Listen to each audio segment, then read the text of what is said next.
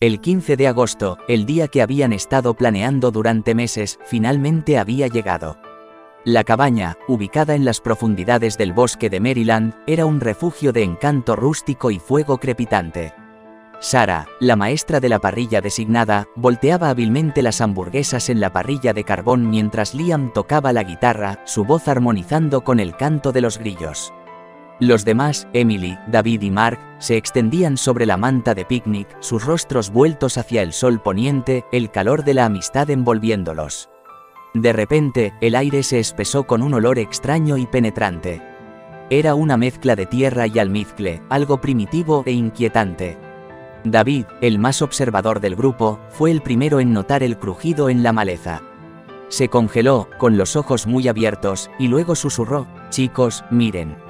Una sombra imponente emergió del bosque, su marco masivo silueteado contra la luz que se desvanecía. Era un oso del Himalaya, una criatura que parecía fuera de lugar en su idílico refugio de Maryland. El grupo observó, con los corazones latiendo en sus pechos, mientras el oso se tambaleaba hacia ellos, sus ojos fijos en la mesa de picnic desbordante. El pánico se apoderó de ellos, pero la actitud del oso era extrañamente tranquila. Bajó su cabeza enorme, oliendo el aire, y luego se sentó en la mesa, su presencia irradiando una serenidad inesperada. Emily, la más atrevida del grupo, ofreció tímidamente una hamburguesa. El oso, sin dudarlo, extendió una pata enorme, arrebató la hamburguesa y la devoró de un solo bocado. La visión de un oso, y menos un oso del Himalaya, uniéndose tranquilamente a su picnic, era surrealista.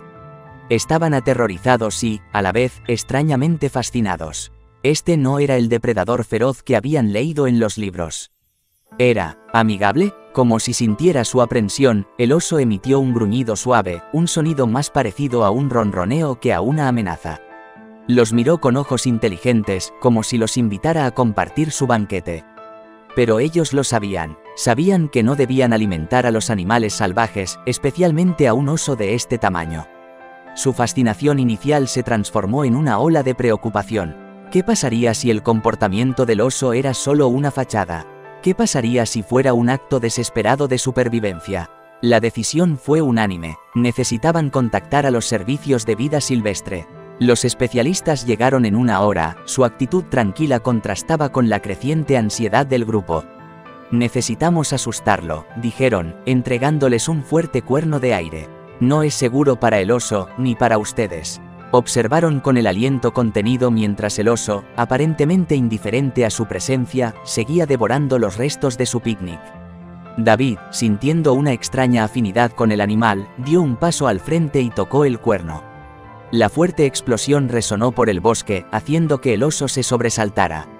Se irguió sobre sus patas traseras, con los ojos muy abiertos de sorpresa, y luego soltó un rugido que pareció sacudir la tierra bajo sus pies. El oso se giró y se tambaleó hacia el bosque, su enorme figura desapareciendo en la oscuridad que se acercaba.